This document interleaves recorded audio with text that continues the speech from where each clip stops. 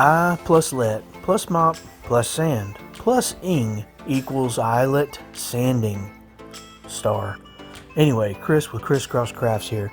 I just wanted to show you guys something really awesome that has definitely made a difference in my shop, especially with the CNC sanding.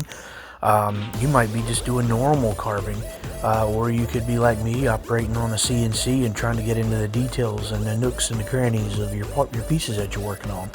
Well, this will get it done. You can see how those little flaps get right down into those crevices of the wood, and they don't do any damage to the profile whatsoever.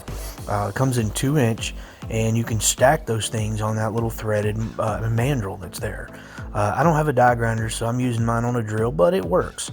Anyway, pick yours up, woodworkingshop.com. It's the 2-inch Eyelet Sanding Star. I love it, and I'm going to get more.